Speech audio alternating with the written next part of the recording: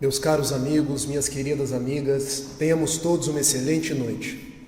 Eu rogo a Jesus que nos guarde e nos mantenha em sua paz. É impossível dizer a alegria que invade o meu coração nesse momento. Esta casa espírita por onde já passou a minha avó, Dona Antônia Cristina de Siqueira, esta casa espírita que hoje recebe a minha tia, que está sentado aonde? Aqui. E eu estive com Dona Maria na Comerge, ela me deu um recado. Diz para sua tia que hoje eu não vou, porque eu estou na Comerge, mas que ela não deixe ninguém sentar no meu lugar, porque em espírito eu estarei no lugar de sempre, ao lado dela. Essa casa espírita de pessoas tão queridas, pessoas que eu aprendi a gostar, aprendi a respeitar e tenho como sendo uma grande família. Eu hoje trago, não tirei nem um crachá, estão vendo? Trago as vibrações da Comerge, pedindo aos benfeitores espirituais que abracem a cada um de nós, que nos protejam, que tragam os bons fluidos e que invadam os nossos corações de esperança, de alegria, de fraternidade, de paz e, sobretudo, de muita força e coragem para seguir em frente. A Lúcia não poderia me presentear com um tema melhor do que falar sobre o Evangelho. Eu agradeço pelo convite da palestra e agradeço pela possibilidade de falar do Evangelho. Porque, como nos diz o benfeitor Emmanuel, no livro Vinha de Luz, logo no seu prefácio, o Evangelho é o sol da imortalidade, que o Espiritismo revela com sabedoria para a atualidade do mundo.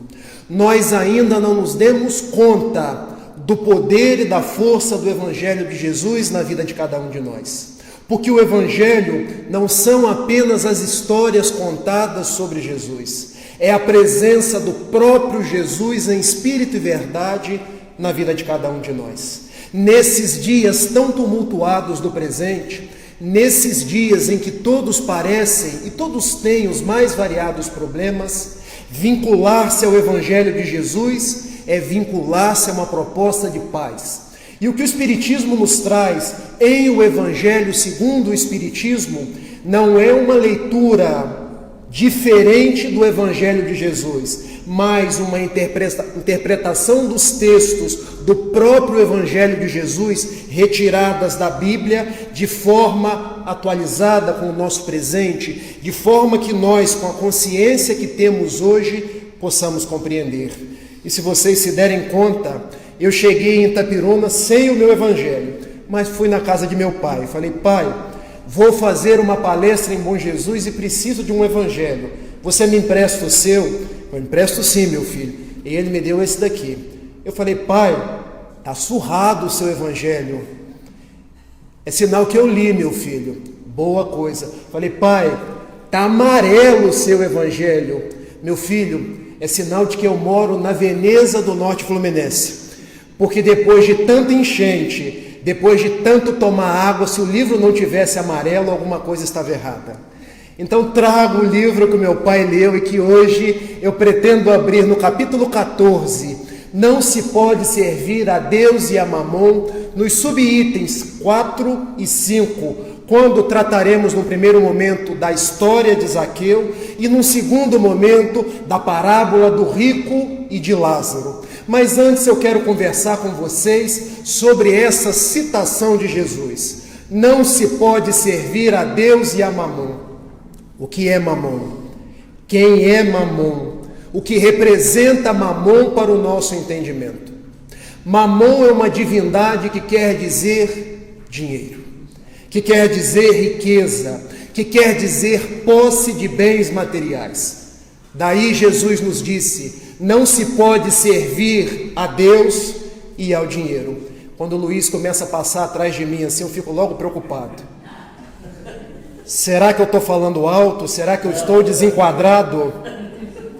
Quando é a Lúcia, eu fico pensando, será que eu estou falando algo inapropriado? Mas graças a Deus está tudo bem. Isso é para a gente acordar no início e permanecermos todos atentos. Não se pode servir a Deus e ao dinheiro. E logo em seguida Jesus conta uma história e conta uma parábola. Antes de nós começarmos com as narrativas, eu quero trazer conceito de parábola. O que é uma parábola? Parábola é uma narrativa alegórica que traz uma mensagem indireta, seja através de um símbolo, de uma comparação ou de uma metáfora. Parábola eram os instrumentos utilizados por Jesus para que os homens daquele tempo pudessem entender coisas complexas de forma simples. Para que os homens que não tinham tão adiantada a sua instrução pudessem compreender Jesus com exemplos do povo, com exemplos da tradição local. Em a questão 627 do Livro dos Espíritos, Kardec indaga aos imortais: por que Jesus se valia das parábolas? E os bons espíritos respondem: porque Jesus falava conforme o tempo e os locais. Ele falava com pescadores, então ele tinha que se utilizar da mostarda, do pescador, do lago de Genezaré, das tradições da época, para que as mensagens fossem entendidas. Mas o benfeitor Emmanuel, alargando a nossa possibilidade de entendimento das parábolas, na questão 290 do livro O Consolador, que é um livro belíssimo, traz ao nosso entendimento que as parábolas são tais quais sementes, que desabrocharão em árvores de sabedoria e de misericórdia, tanto quanto nós fôssemos evoluindo. Ou seja, Jesus plantou sementes. Quando nós fôssemos evoluindo, tivéssemos melhoradas as nossas percepções, nós aumentaríamos as nossas possibilidades de compreensão das parábolas. Feito este breve introito, começamos a narrar o item 4 do capítulo 16 do Evangelho segundo o Espiritismo, quando é contada a história de Zaqueu. E em Lucas, eu preciso da minha cola, gente. Em Lucas 19, versículos de 1 a 10, o evangelista conta que Jesus, se aproximando da cidade de Jericó, naquela cidade havia um cobrador de impostos. Segundo a narrativa de Amélia Rodrigues no livro Primícias do Reino, era um homem de baixa estatura. Era um homem, não vamos dizer gordinho, porque seria socialmente incorreto, mas um homem fofinho, talvez seja melhor. Era um homem que era execrado pelos seus companheiros hebreus. E por quê? O publicano era um cobrador de impostos. E quem cobrava impostos para Roma, os judeus não gostavam. Porque eles consideravam que, olha, está me cobrando imposto para fazer o Império Romano mais rico, esse homem deve ser considerado nosso inimigo. Mas Zaqueu era um homem de um coração bom. Era um homem que procurava seguir os ensinamentos da lei que existia à época, a Torá, os 5 livros deixados por Moisés e os livros legados pelos profetas da forma mais lídima que o seu coração pudera lhe proporcionar.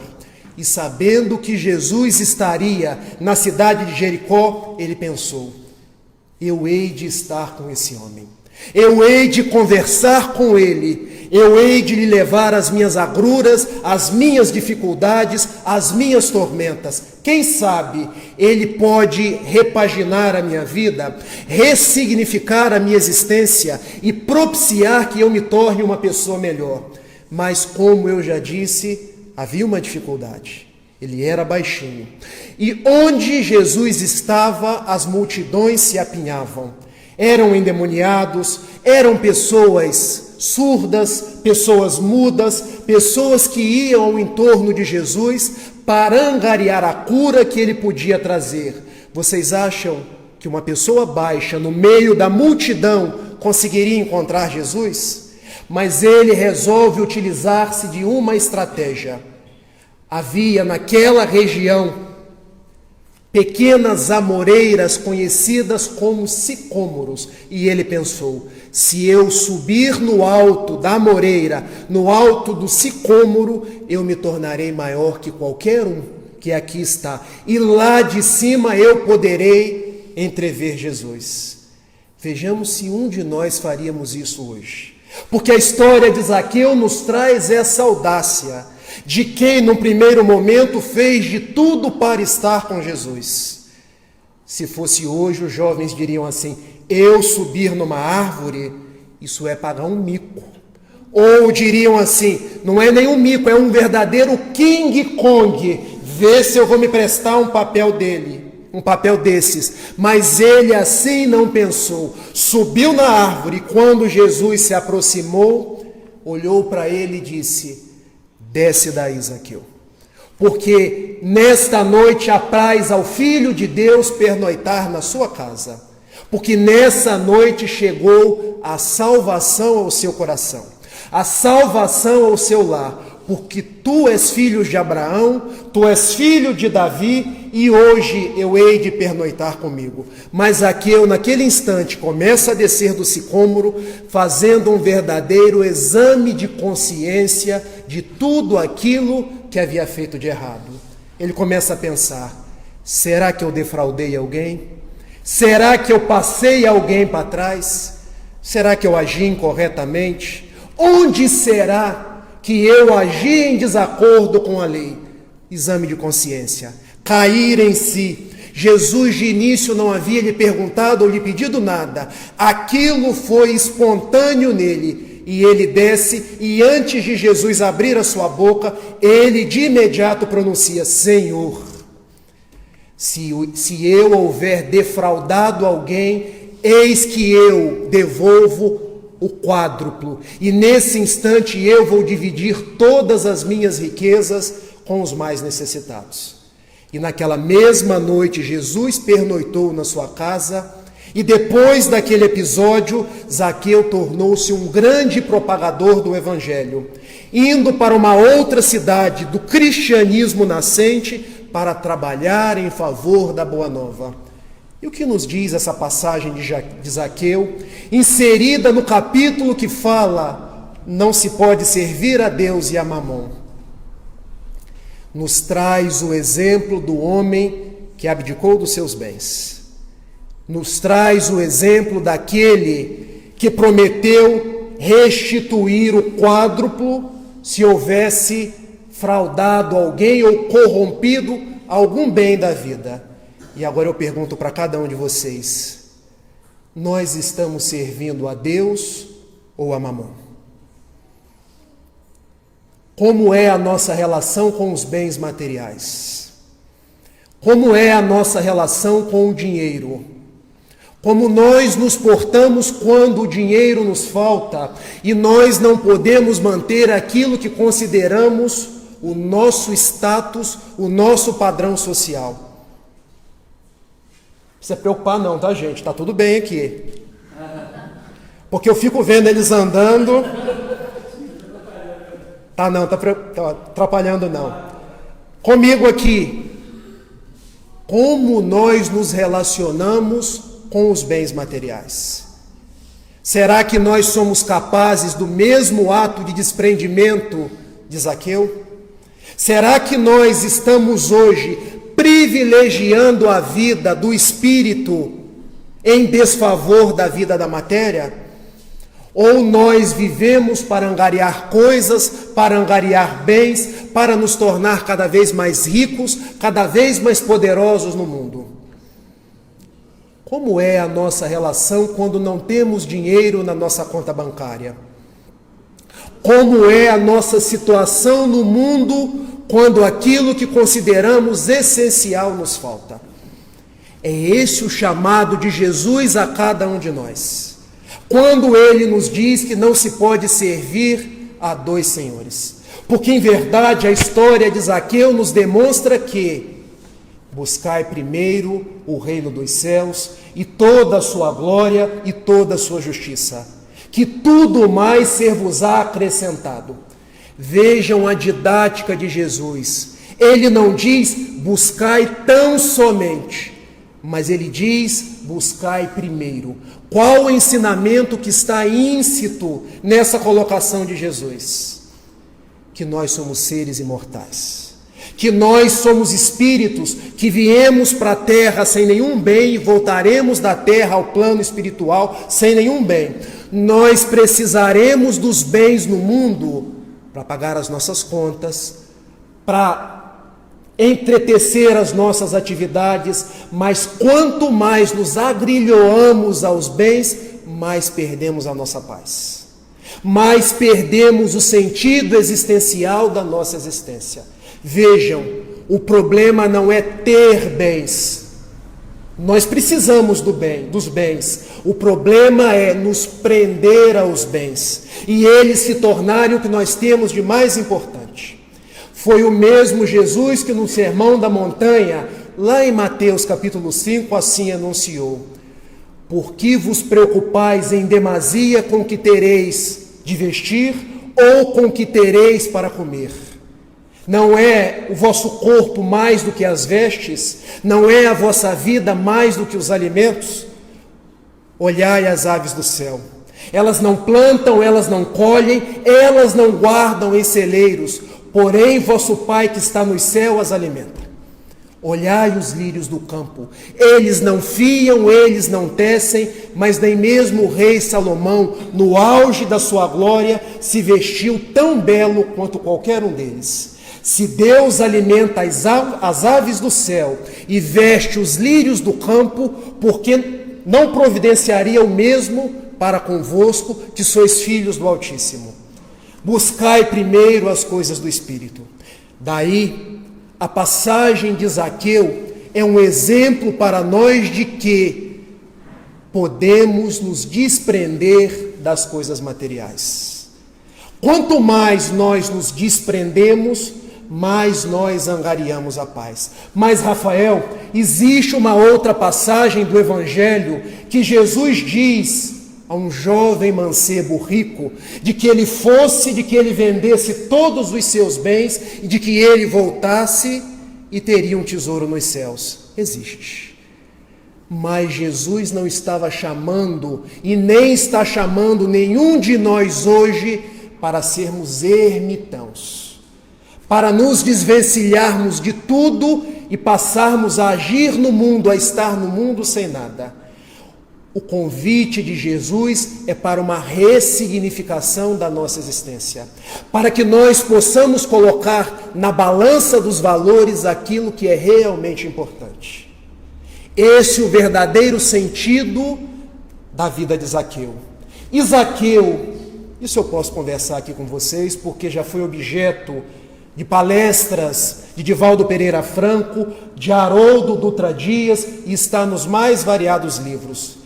Zaqueu torna-se um trabalhador das lides cristãs, depois renasce como quinto Varro, como quinto Celso, no livro chamado Ave Cristo, um dos romances mais belos da psicografia de Francisco Cândido Xavier. Quem não leu, fica a dica de leitura. E mais recentemente, já no século XX, renasce como doutor Adolfo Bezerra de Menezes Cavalcante. Alguém que soube passar pelo mundo, cultuando os valores do espírito, sem essa necessidade de estar a todo tempo preenchido pelos valores materiais.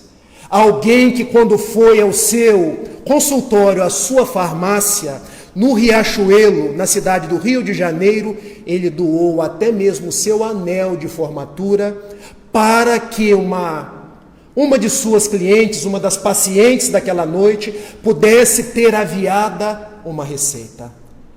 Essa mensagem que Jesus estava trazendo para nós. E quando eu falo sobre a vida de Zaqueu, eu me lembro de uma grande personagem do século XIX, do século XX, chamado Albert Schweitzer.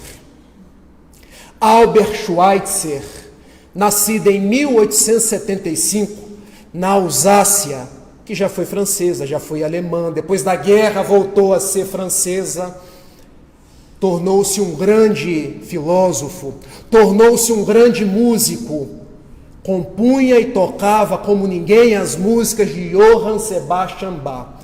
Com 30 anos de idade, ele parou, refletiu, e ele que já falava do Evangelho de Jesus, fez um exame consciencial da seguinte forma: hoje eu tenho tudo, eu tenho dinheiro para fazer tudo o que eu quiser, Eu posso comprar o que eu quero.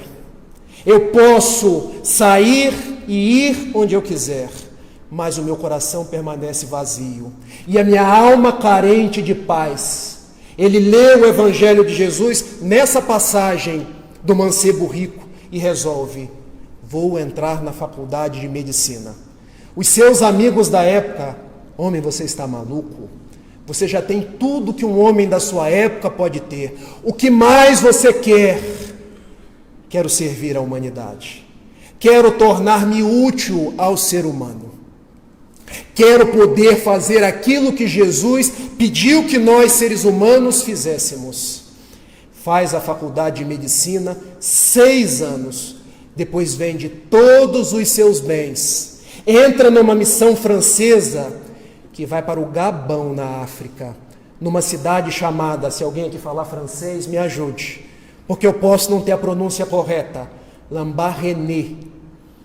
E lá passa o resto dos seus dias, mais de 50 anos, atendendo os negros africanos. Ele abre um hospital para atender pessoas com lepra, pessoas vítimas das doenças tropicais, e ali entrega a sua vida a Jesus. Em 1952, ele ganha o Prêmio Nobel da Paz. Escreve os mais variados livros, deixando para as pessoas esse ímpeto do trabalho no bem.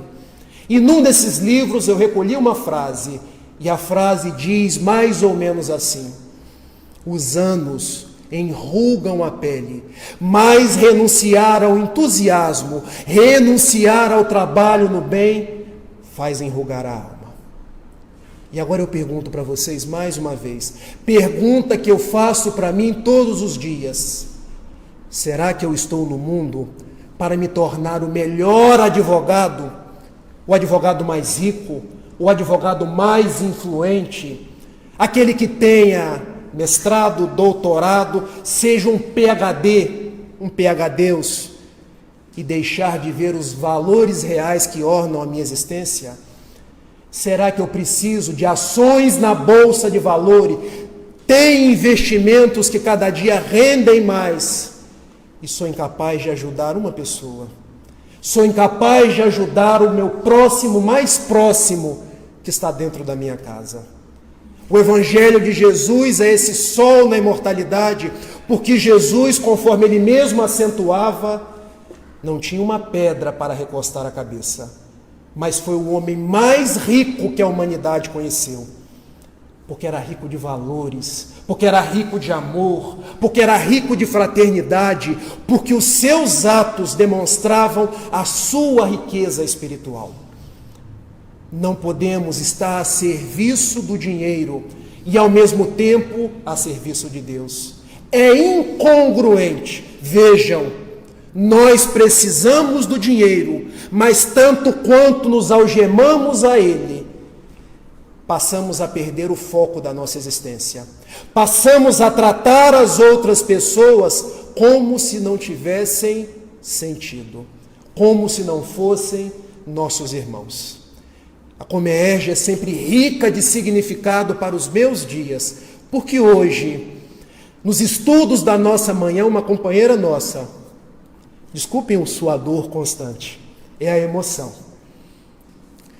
Ela começou a falar sobre a sua visita à África. Ela que é uma médica na cidade de Campos dos Goitacazes e resolveu aderir ao programa Médicos Sem Fronteiras. E indo para a África, começou a trabalhar com jovens negros que não tinham nada. E ela: Rafael, eles comiam uma mistura de óleo e farinha. E alguém perguntou para ela assim: e o que você mais aprendeu no contato com aqueles irmãos nossos? Eu aprendi que a gente deve valorizar a nossa vida. Porque aqui no Brasil a gente reclama de tudo. A gente reclama da política, reclama do tempo, reclama do calor. Mas a gente não se deu conta de que existem irmãos nossos em situações ainda piores. Foi preciso eu ir para lá para me dar conta de que eu sou muito rica. Para me dar conta de que eu sou uma pessoa, ou estava lá junto com a gente, de que eu sou uma pessoa que posso servir com as minhas possibilidades. E alguém perguntou: o que você mais aprendeu? Eu aprendi que eu não preciso estar lá para fazer o bem, porque aqui no Brasil também há tantos necessitados. Há tantas pessoas que precisam do nosso trabalho, há tantas pessoas que precisam do nosso auxílio, há tantas pessoas que precisam dos nossos braços. Esse é o convite. E quando lembramos de Zaqueu, lembramos de alguém que era rico de humildade, era rico de desprendimento, era, conforme Jesus enunciou na primeira de suas bem-aventuranças, bem-aventurados os pobres em espírito. Ele não falava de pobreza material, mas ele falava de pobreza em espírito, uma expressão do hebraico que quer dizer humilde, desprendido, capaz de servir, capaz de ajudar. Podemos seguir? Estão todos acordados? Vamos em frente, porque agora vamos para a parábola.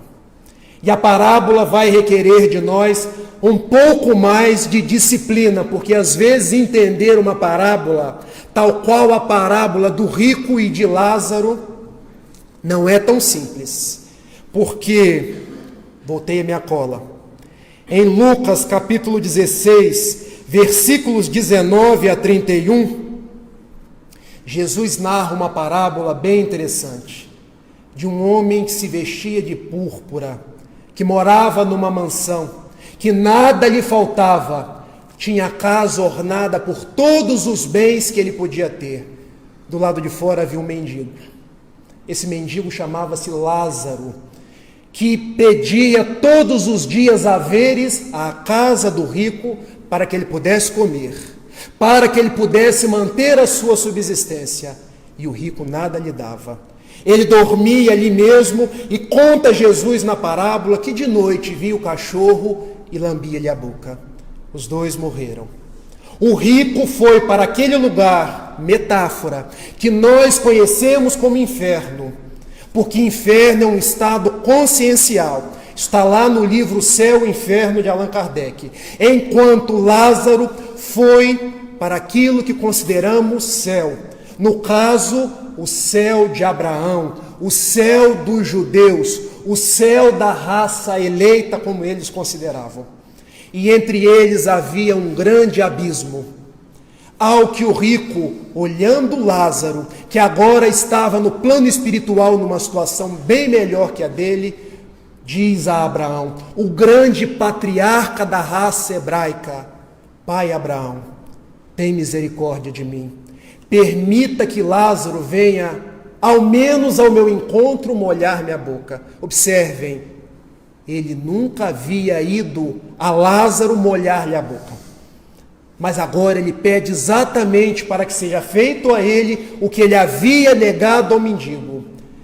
E Abraão lhe responde: impossível, porque vocês estão em diferentes estágios vibracionais. Há entre vocês um verdadeiro abismo, e por ora não será possível esse contato. Pai Abraão, deixa-me entrar no céu, que eu hei de me melhorar. Por ora não é possível. Você teve a sua oportunidade enquanto esteve no mundo. Agora é a hora das trevas. Pai Abraão, eu te peço por fim, permita que eu vá ao mundo e fale aos meus companheiros de raça o que vai lhes acontecer depois da sua morte. E Abraão responde: eles têm a Moisés e aos profetas. Não será importante, eles não irão acreditar se você retornar para lhe dizer qualquer coisa. Mas, pai Abraão, meu filho, essa é a grande lei da vida, e convém que seja feito dessa forma para que se cumpra a vontade de Deus. Pesado, mas é uma parábola. Lembram-se que eu disse que parábola é uma narrativa alegórica? Parábola não é uma história real. Lembro-me de Divaldo Franco contando que uma vez ele foi na região de Israel e chegando lá, andando por aqueles lugares, ele resolveu indagar onde era aquele hospital no qual o homem caído no caminho e que foi recolhido pelo samaritano havia sido deixado. Ao que Joana de Ângeles: meu filho, se você está me fazendo essa pergunta, que dirá dos outros companheiros que também estudam o Evangelho? É parábola, meu filho, tem sentido figurado. Jesus está plantando uma semente no nosso coração para o nosso aprendizado e para o nosso ensinamento. Vamos destrinchar a parábola? A começar por céu e por inferno. Céu e inferno não existem. São estados conscienciais. É o estado da alma que está em paz, porque cumpre a vontade de Deus, esse é o céu. O inferno é o estado da alma que descumpre as leis universais e se encontra em conflito, se encontra numa situação de miséria, de penúria espiritual, esse é o inferno. Jesus pintou com tintas fortes para que nós tivéssemos responsabilidade sobre os nossos atos no mundo, para que nós pudéssemos refletir sobre o uso que estamos fazendo das riquezas que nos são confiadas por empréstimo, porque elas não são nossas. Porque lembrando do homem rico, ele não soube utilizar a sua riqueza. Ele não soube utilizar a sua riqueza para servir o seu semelhante, para servir a sua sociedade. E agora encontrava-se colhendo os efeitos da sua semeadura. O que vemos aí? Lei de causa e efeito. Lei de ação e reação. Aquele que no mundo não soube plantar boas coisas, agora estava colhendo de acordo com a sua semeadura. Em contrapartida, Lázaro, que soube ser uma alma fiel, que nada obstante não ter os bens materiais, foi resignado, foi um homem simples, foi um homem que não se revoltou, no plano espiritual, colhia igualmente o efeito daquilo que havia praticado. Estava em paz. Mas será que Jesus endossava a ideia das penas eternas? A ideia de lugares circunstanciados, de eterna ventura ou de eterno sofrimento? Não.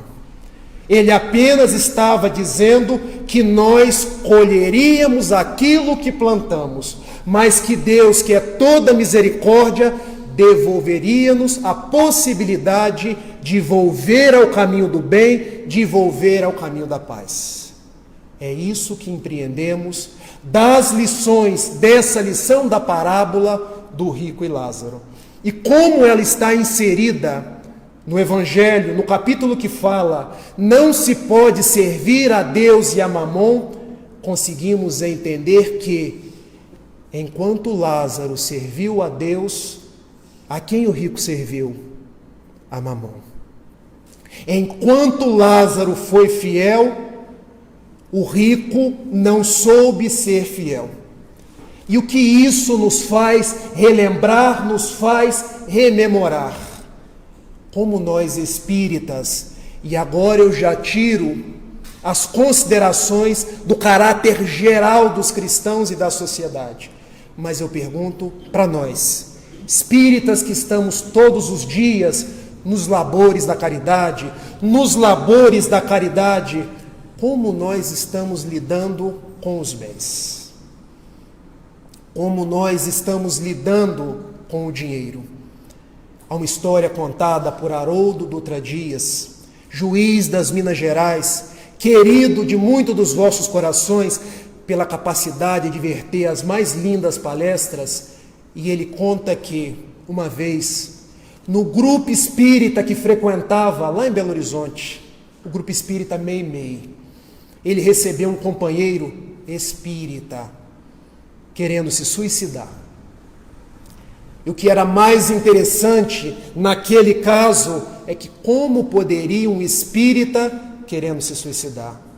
E havia algo ainda de mais interessante, porque era um dos espíritas mais ricos de Belo Horizonte.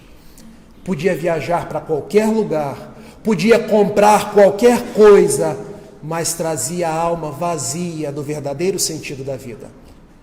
Harold e os companheiros foram oportunizando aquele espírita as possibilidades para que ele pudesse rever os seus valores, diagnosticar a sua existência e entregar-se a Jesus verdadeiramente.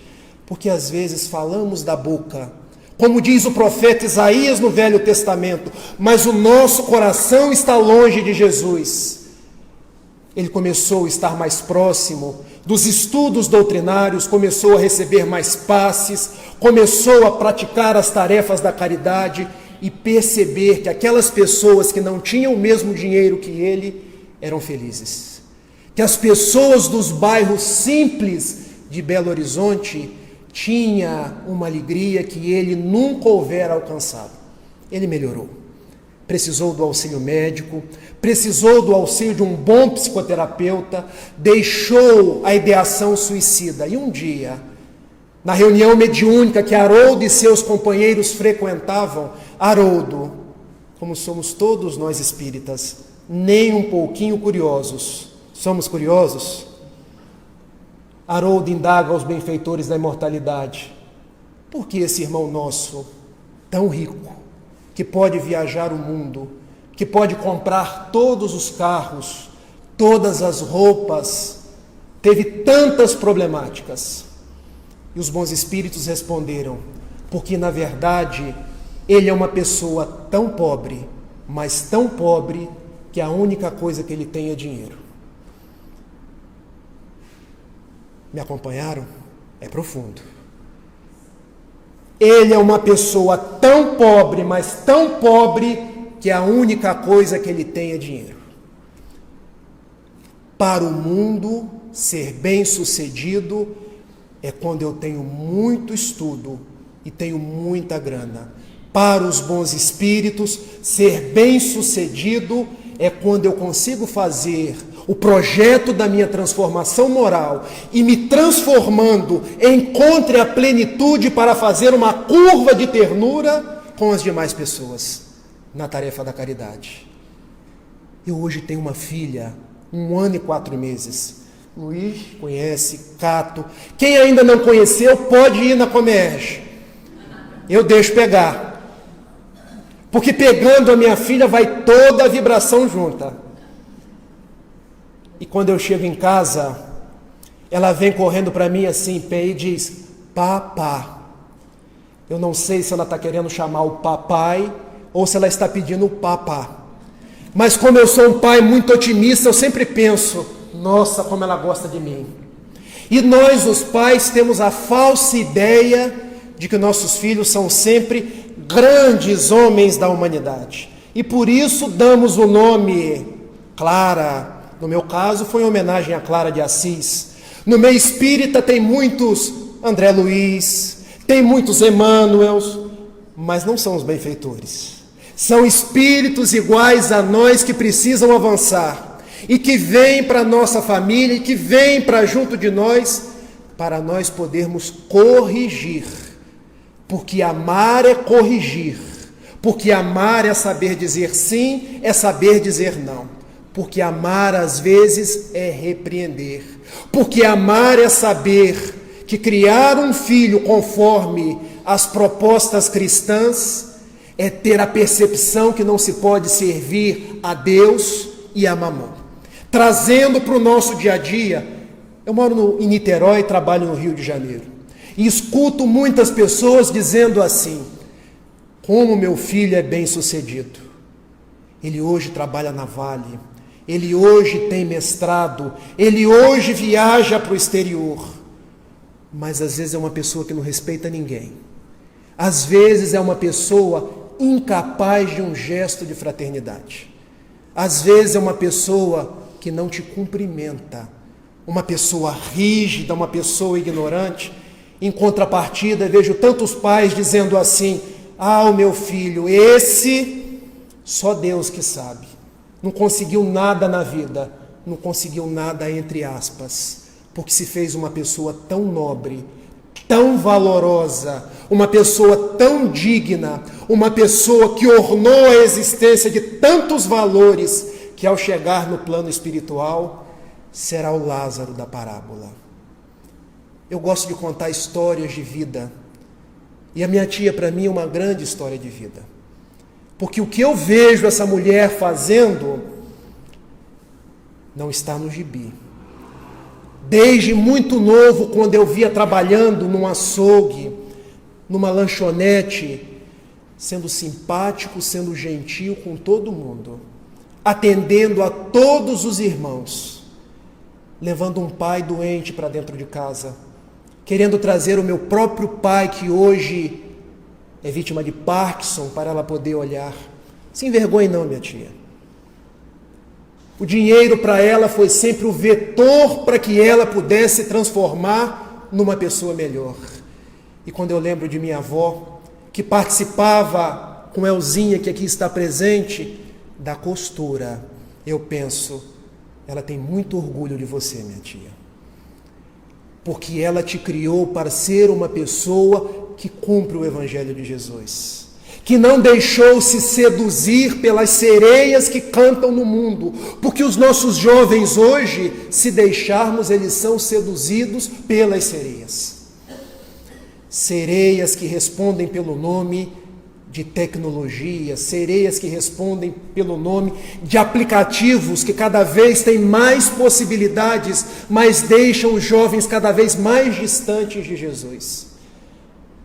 Eu lido hoje com jovens em Niterói. Há um jovem que é muito particular, porque tudo o que eu pergunto a ele, ele me responde: Rafael, eu quero ganhar dinheiro. Eu quero fazer a minha faculdade para me tornar rico. Eu quero ter o melhor carro, quero morar em Cambuinhas, eu quero ir para o exterior. E uma vez eu perguntei assim para ele: e por que você quer ser rico? Olha, eu não sei, eu só sei que eu nasci para ser rico. É quase uma autoprogramação na cabeça das nossas crianças e jovens. E nós temos o papel de educar, nós temos o papel de evangelizar. Não é transformar nossos jovens, nossas crianças, em pessoas desligadas da sociedade. Não, são jovens, são crianças antenadas, que curtem as coisas da sua idade, mas que nós precisamos trazer para o Evangelho de Jesus. Porque há jovens que são verdadeiros doutores no mundo, mas que queimam índios. São jovens que são os ases da ciência, mas que são capazes das maiores atrocidades com o ser humano. Daí quando Jesus nos diz, não se pode estar a serviço de Deus e a serviço do dinheiro, ele não está dizendo que nós não podemos ter dinheiro, não é essa a proposta. E eu digo isso mais uma vez. Mas ele está dizendo que o dinheiro não pode ser o nosso Senhor. Porque quando o dinheiro é o nosso Senhor, nós nos tornamos autóctones, nós nos tornamos robotizados, escravos de algo que um dia vai acabar. Eu me lembro quando houve o confisco da poupança. Eu não gosto de falar de política não, tá, Luiz? E eu nem falo em política, mas na Avenida Rio Branco, no Rio de Janeiro, várias pessoas que tiveram seus bens confiscados subiram no alto dos prédios e se jogaram. Se suicidaram porque os seus valores estavam nas moedas e não em Jesus. Porque hoje, se o dinheiro nos faltar, Jesus não nos faltará nunca. Essa é a nossa grande certeza. Se hoje eu não tiver como dar o padrão que a minha família sempre teve, e uma vez, Cato, uma mãe foi perguntar a Divaldo: Divaldo, eu não consigo mais controlar o meu filho tornou-se um tirano dentro da minha casa. E Divaldo, conte-me como é a sua maternidade. Olha, eu trabalho de manhã, trabalho de tarde, trabalho final de semana. E por que você trabalha tanto? Para manter o nosso status social. porque o meu filho faz inglês, faz jiu-jitsu, faz isso, faz aquilo. E quem cria? Bom, eu saio de vez em quando para ir no cinema, mas eu tenho várias empregadas. Você está transferindo a educação para pessoas que são pagas. E por mais que sejam bem remuneradas e sejam pessoas boas, não são mães nem pais. O seu medo é de baixar o seu padrão social. Eu te aconselho, e Joana está aqui perto de mim, baixe para o padrão do amor.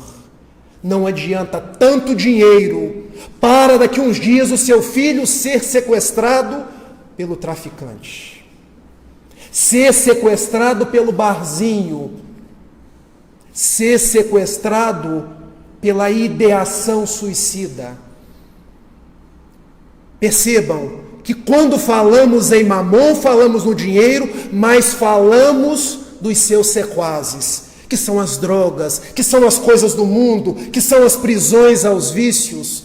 E tudo isso é preciso um processo de educação espiritual, de educação de valores, como nos diz Kardec em a questão 685 do Livro dos Espíritos, quando ele, em uma de suas mais belas notas, ele nos diz: o mundo precisa de educação. E a ciência econômica não se dá conta de que eu não falo de educação através dos livros, que é importante, mas eu falo de uma educação de caracteres, que é a educação moral, que é a educação que transforma em homens e mulheres de bem. Essa é a proposta.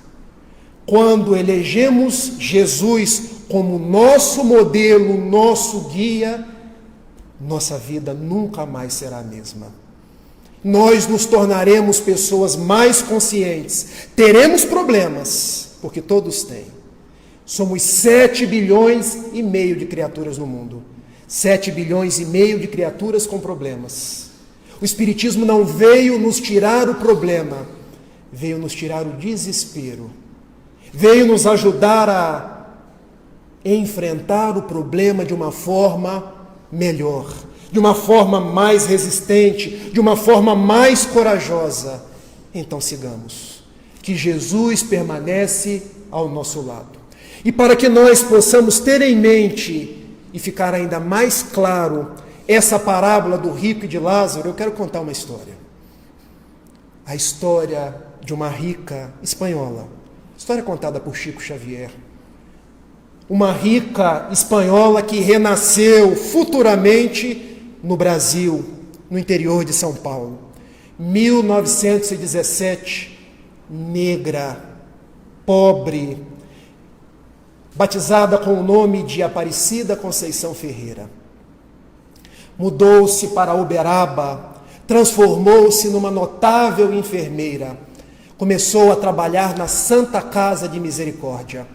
No ano de 1958, o dono do hospital disse assim para ela: minha filha, o hospital está com poucos recursos e você toma conta de uma ala do hospital cuja doença é contagiosa. Refiro-me ao pênfigo foliáceo, o fogo selvagem. O fogo selvagem é uma doença que a pessoa vai tendo bolhas que vão estourando e aquilo parece que vai queimando todo o corpo. E aquelas bolhas dão nas mucosas, é uma doença terrível. E ela: para onde vão os meus doentes? Para a rua. Ou então que os familiares venham buscá-lo. E ela: eu não posso deixar doentes ir para a rua. Não é isso que Jesus me ensinou. Eu estou me despedindo. E a senhora vai viver de quê? Vou viver junto com eles. O hospital despediu os doentes e ela se despediu junto. E o que é que ela foi fazer? Levou os doentes para dentro de casa. Imaginem, chegando dentro de casa, lá estava o marido, um verdadeiro 2 de paus. E a filha. E o marido, olhando para ela, perguntou: quem são esses? Sabe aquele olhar preconceituoso? Aquele olhar de ponta de dedo? São meus filhos. Filhos são pacientes do hospital. E o marido disse aquela coisa que ninguém gosta de ouvir: ou eles, ou nós. E ela respondeu: eles. Você eu já te servi até hoje, a nossa filha já está criada. Eu saio com eles. E saiu mendigando pelas ruas de Uberaba, vivendo de doações e mais doações. Até que a prefeitura cedeu um pequeno espaço, um pequeno terreno, onde ela colocou os doentes, começou a formar um pequeno hospital, que depois se tornou um grande hospital. Ela se tornou conhecida, foi a São Paulo, conseguiu muitas doações, abrindo o hospital do pênfigo foliáceo em Uberaba. Uma vez foi ter com Chico Xavier, que também mudou-se para Uberaba em 1959. E indo ter com Chico Xavier, Chico, minha irmã, que bom que você está aqui, mas sou Chico, eu sou católica. Nós somos cristãos, nós todos seguimos ao mesmo Deus e eu vou te ajudar. Chico começou a ajudar aquela senhora, com mantimentos, com haveres, com doações. Descobriu que ela era uma grande portadora de energias vitais. Chamou ela para que aplicasse passes, para que doasse passes aos seus doentes no hospital e pouco a pouco, pela leitura das obras espíritas, ela se tornou uma notável espiritista, uma grande trabalhadora no bem. E um dia Chico, chamando ela para uma conversa íntima, lhe disse: minha irmã, você é do tempo da Inquisição Espanhola. Você, no passado, mandava as pessoas, os considerados hereges, para as fogueiras santas. E hoje você retorna com aqueles mesmos que eram seus capatazes, que queimavam as pessoas na condição de doentes, que trabalhavam para você à época, e você está cuidando de todos eles, para que o seu espírito possa se aformosear, para que você possa volver ao caminho do bem. Porque se na encarnação da Espanha você era uma alta dama da nobreza que servia a Mamon, hoje você, pelo trabalho no bem, apesar de todo o preconceito por ser negra, por ser pobre, você conseguiu servir a Deus, trabalhando por si mesma, trabalhando pelos doentes e formando um caminho de paz na sua existência. Em 2009, Dona Aparecida Conceição Ferreira, a Dona Cida, ou a Vó Cida, como era conhecida, veio a desencarnar. Na época, Francisco Cândido Xavier já havia falecido, faleceu em 2002, mas na Mansão do Caminho, na Bahia, Divaldo Pereira Franco psicografa uma carta. E a carta dizia mais ou menos assim: hoje os céus recebem uma verdadeira dama da caridade, que saindo dos dias faustosos de entrega a Mamon, converteu-se numa grande dignitária do trabalho com Jesus. E ela retorna aureolada pelos seus trabalhos no bem, e os anjos, os espíritos do Senhor a recebem, porque agora ela está em paz, porque agora ela tem paz. Daí, concluindo as nossas considerações dessa noite, eu chamo cada um de vocês ao convite. Por que estamos no mundo? Qual o sentido da nossa vida? Por que muitas vezes achamos que precisamos de tanta coisa, se para ser feliz é necessário tão pouco? Porque às vezes nossos olhos brilham quando as sereias cantam.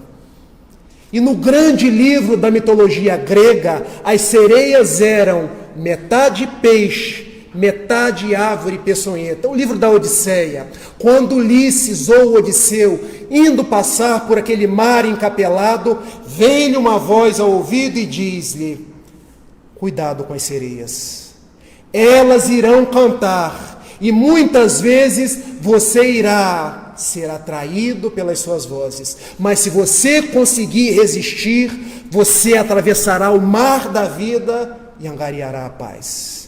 Mas Odisseu, Ulisses, na sua grande Odisseia, escuta o canto das sereias e é consumido por aquelas aves peçonhentas.